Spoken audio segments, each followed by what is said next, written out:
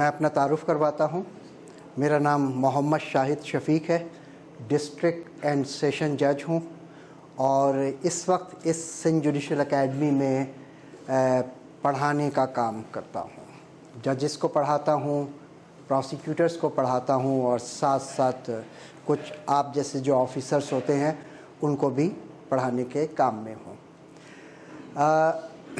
आज के दिन हम डिस्कस करेंगे कि बॉम्ब डिस्पोजल डिपार्टमेंट के लोगों का अदालत में किस हद तक ताल्लुक़ हो सकता है या अदालत में उन्हें क्या कभी आना पड़े तो वो क्या करेंगे। नॉर्मली आप लोगों को अमूमन बॉम्ब डिस्पोजल डिपार्टमेंट के अहलकार की हैसियत से आपको जाना पड़ता है। किसी अगर कोई ऐसी ख़बर मिलती है कि वहाँ पे बम रखा गया है या बम धमाका हो गया है तो आप लोगों को बुलाया जाता है और मुतालिका एविडेंस जमा करने की कोशिश करते हैं आप लोग और जगह को देखते हैं और जगह को देखने के बाद तय करते हैं कि यहाँ पे कौन कौन सी चीज़ें हैं। मैं आपसे एक सिनेरियो डिस्कस कर रहा हूँ, मुझे आप उसमें ये बताएंगे कि उसमें आप अगर ऐसे हालात पैदा हो जाएं तो आपको क्या काम करना है। मैं भी एक्सप्लेन करूँगा कि बहैसियत जज मैं क्या एक्सपेक्ट करता हूँ आपसे कि आप क्या करें। फ़र्ज़ कर लेते हैं कि आपको एक ख़बर मिलती है टेलीफोन के ऊपर कि लियाकत मार्केट कोयटा में लियाकत मार्केट के पास किसी ने एक बॉम्ब छुपा के रखा हुआ है और वहाँ बम फट सकता है। आपको जब ये ख़बर मिलती है तो आपको करना क्या है। अगर बेहतर ये होगा कि आप पहले मरहले पे आप सबसे पहले पुलिस स्टेशन मुतालिका को फ़ोन कर दें कि वहाँ पे पहुँचो, हम भी आ रहे हैं, क्योंकि आपके पास वो एक्सपर्टीज़ है जो बॉम्ब को डिफ्यूज़ कर सकती है। और ऐसी ख़बर मिलने के ऊपर आपने जल्द से जल्द अपना सामान, अपनी किट, जो औज़ार आपको चाहिए, वो सारे के सारे इक्विपमेंट जो आपको इसमें ज़रूरत पेश आएगी वो आप लेंगे और निकलने की तैयारी करेंगे। लेकिन निकलने से पहले आपका एक ज़रूरी काम है जो ये साबित करे कि आपको ख़बर मिली और आप पुलिस स्टेशन अपनी ऑफिस से निकले और जगह पे गए, और उसे कहते हैं रोज़नामचा एंट्री। अदालत में कोर्ट को ये साबित करना है, ये बताना है कि मुझे ख़बर मिलने पे मैंने निकलने की तैयारी की और मैंने पुलिस ऑफिसर को बताया। तो इमीडिएटली ख़बर मिलने के ऊपर आपने सबसे पहला काम क्या करना है, जो रजिस्टर आपके पास मेंटेन हुआ है, जो आपकी आमदोरफ्त को देखता है, आपने उसमें एक रजिस्टर में एक एंट्री करनी है कि मुझे एक फ़ोन कॉल, एक पैगाम मिला है, एक ख़बर मिली है कि लियाकत मार्केट के अंदर बम रखा गया है और उसको डिफ्यूज़ करना है और फौरी तौर पे पहुँचे। ऐसी इत्तला पे मैंने मुतालिका पुलिस स्टेशन को भी बता दिया है। ये आपकी एंट्री हो गई। इसके बाद दूसरा आपने काम ये करना है कि आपने सारा अपना सामान जमा करना है और आपने, अगर आप उस ऑफिस के इंचार्ज हैं तो आपने 2 से 4 एहलकार जो मौजूद हैं उनको फौरी सरकारी तौर गाड़ी के अंदर बिठाकर जगह पे जाना है, जल्द से जल्द जाना है। लेकिन निकलने से पहले एक काम फिर करना है। निकलने से पहले एक रोज़नामचा रजिस्टर में एंट्री डालेंगे कि मैं इंस्पेक्टर या जो भी आपका डेजिग्नेशन है वो डेजिग्नेशन फ़लाने ऑफिसर के साथ पुलिस स्टेशन से या अपने ऑफिस से निकल रहा हूँ। तो निकलने की एक एंट्री रखेंगे और उसमें लिखेंगे कि कौन किस किस के साथ जा रहे हैं और उसमें लिखेंगे कि कौन सी सरकारी गाड़ी में आप निकल रहे हैं, कहाँ के लिए, और उसी एंट्री में लिखेंगे क्योंकि मुझे ऐसी एक ख़बर मिली थी, उसके नतीजे में मैं निकल रहा हूँ। तो पहले ख़बर मिलने की एंट्री एक बन गई, ये बन गई।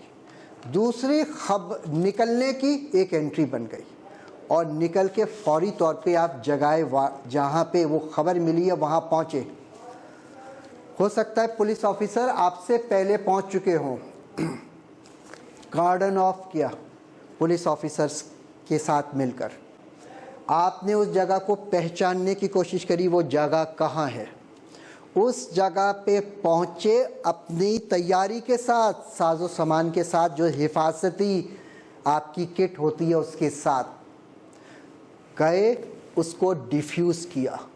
जब डिफ्यूज़ कर दिया तो डिफ्यूज़ करने के बाद वो जो बम का सामान था, आप लोग एक्सपर्ट हैं, आप लोग समझते हैं कि इसमें कौन कौन सी चीज़ें इस्तेमाल की गई हैं, उसकी एक लिस्ट बनाइए और पुलिस ऑफिसर, जो मुतालिका पुलिस ऑफिसर जो आपकी ख़बर के ऊपर वहाँ पहुँच चुका है, उसको दीजिए और उसको कहिए, जनाबे वाला हमारी मौजूदगी के अंदर एक मेमू बना लीजिए, एक फ़र्द बना लीजिए, एक मुशीरनामा बना लीजिए। मुशीरनामा, फ़र्द, मेमू सब एक ही बात है।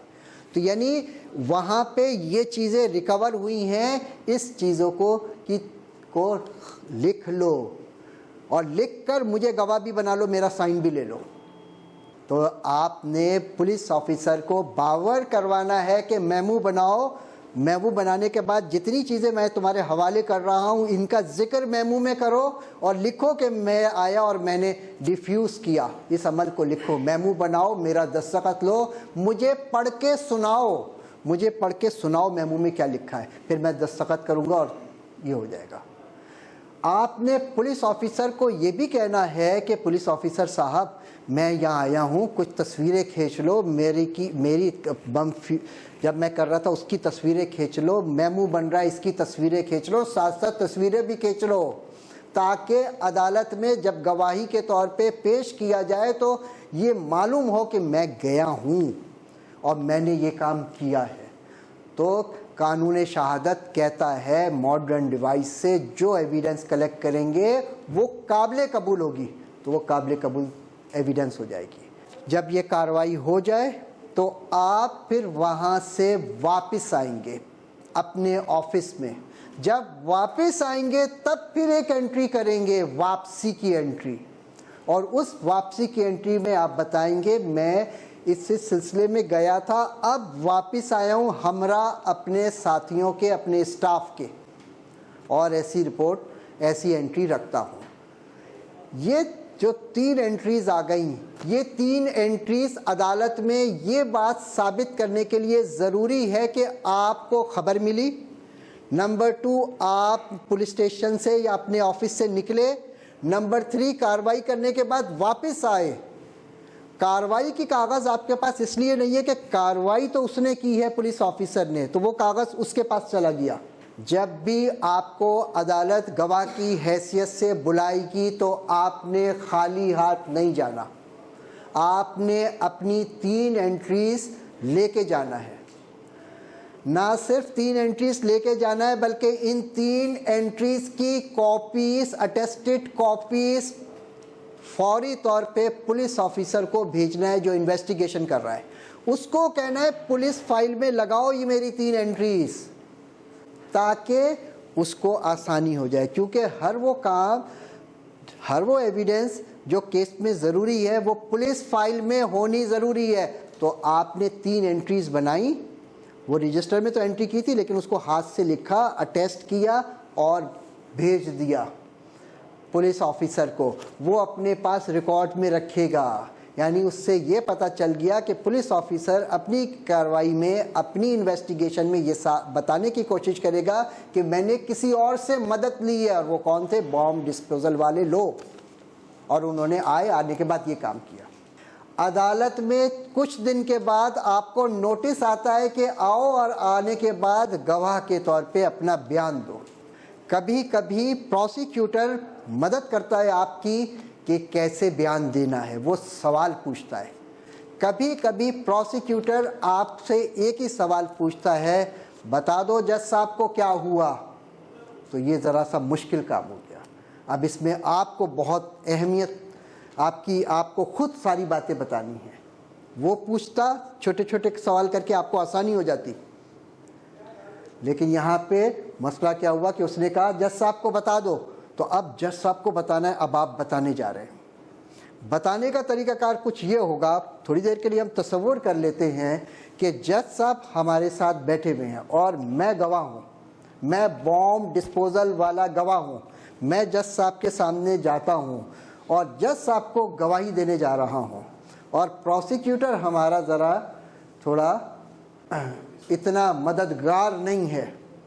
तो फिर मैंने जज साहब को अब गवाही देना शुरू की, कलमा पढ़ा, अपना नाम पता पोस्टिंग सब बताई और उसके बाद मैंने बताना शुरू किया और उसके बाद मैंने बात करना शुरू की।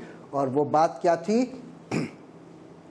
जो कलमा पढ़ने के बाद कि मोहतरम जज साहब, मुझे एक फ़ोन कॉल वसूल हुई जिसके में बताया गया कि लियाकत मार्केट के पास बॉम्ब रखा गया है। ऐसी इत्तला के ऊपर मैंने फौरी तौर पे SHO मुतालिका SHO को फ़ोन किया, उसको बताया और उसे कहा जल्दी पहुंचो और जगह को कार्डन ऑफ करो, हम भी पहुंच जाएंगे।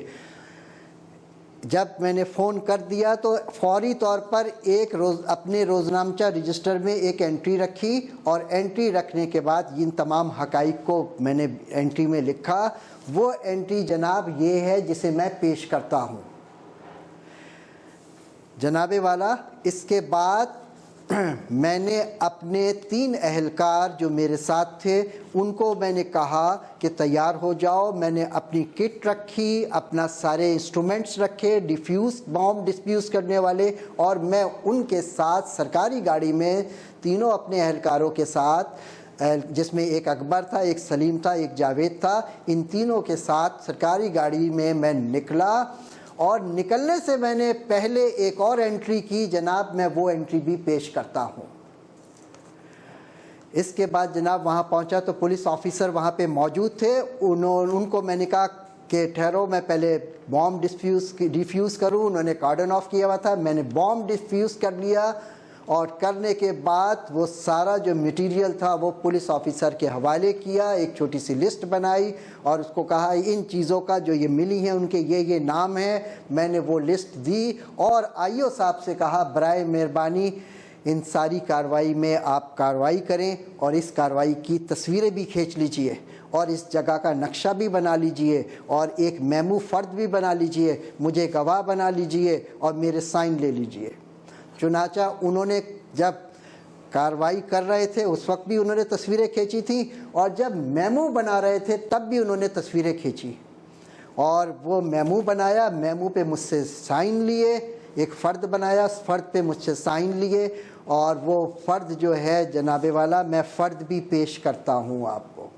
ये वो फ़र्द है जो मैंने साइन किया था और इसके अंदर सब हालात सही लिखे हुए हैं। उन्होंने जब लिख लिया था मुझे पढ़ के सुनाया था, इसके अंदर तमाम हालात सही लिखे हुए हैं और मुझे बहैसियत गवाह बनाया था, मैं ये पेश करता हूँ जनाबे वाला। फिर जब ये कार्रवाई हो गई उन्होंने स्केच बना लिया, तस्वीरें बना ली, मेमो बना लिया। जब काम ख़त्म हो गया तो फिर हम वापस आ गए और वापस आने के बाद जब वापस आए तो पुलिस स्टेशन पे हमने एक पहुंचने के बाद एक एंट्री लिखी। वो एंट्री जनाब ये है, इस एंट्री के मुताबिक हम वापस पुलिस स्टेशन पहुंचे अपना हमरा में अपने साथियों के और मैंने वो हक़ाइक़ उस एंट्री में लिखे कि बॉम्ब डिफ्यूज़ कामयाबी से हमने कर दिया, SHO के हवाले मुतालिका कागज़ दे दिए। ये वो एंट्री है जनाब, मेरा यही बयान है। तो हमारी गवाही देने का तरीक़ाकार ये होगा, हम सिर्फ ये नहीं कहेंगे मैं गया, मैंने बॉम्ब डिफ्यूज़ किया, फिर मैं आ गया। मुझे कागज़ों को पेश करना है। तो वो कागज़ जो मैंने लिखे हैं, वो कागज़ जिसको मैंने साइन किया है, वो कागज़ मैंने पेश करना है। तो ये सारे कागज़ पेश कर दिया। अब जज साहब को मेरी बात पे यकीन आ जाएगा कि मैं सही बात कर रहा हूँ। अगर ज़बानी बात करता तो जज साहब कहते पता नहीं गया भी है नहीं गया, झूठ बोल रहा है सच बोल रहा है। तो इन हालात के अंदर जब मैं अपनी बात कह रहा हूं तो मैं कागज़ भी पेश कर रहा हूं। ठीक हो गया।